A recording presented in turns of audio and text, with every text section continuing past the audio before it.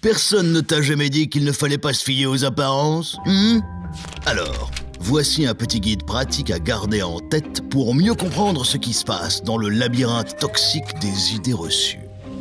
D'abord, il y a les stéréotypes. Ce sont des croyances que tu as sur les caractéristiques personnelles des autres, mais tu sais pas trop d'où elles sortent.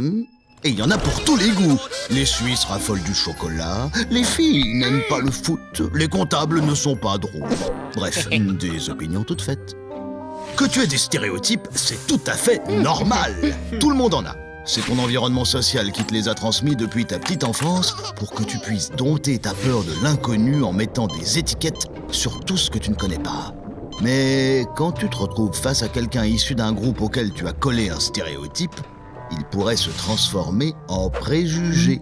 Et sans même connaître la personne, tu auras un ressenti sur elle, direct.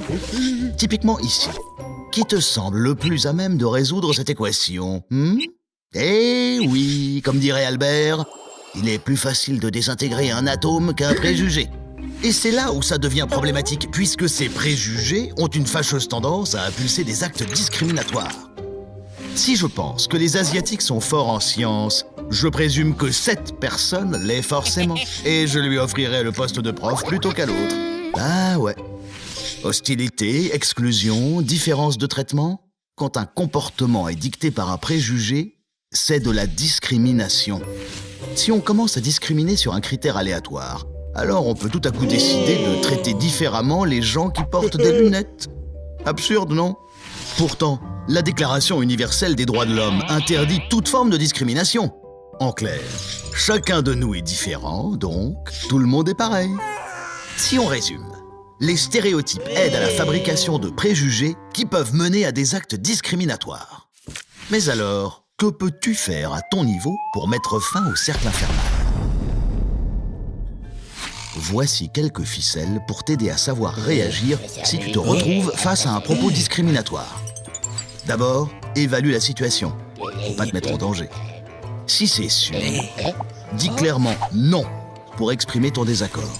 Pose des questions, demande des exemples concrets pour pousser la personne dans ses retranchements.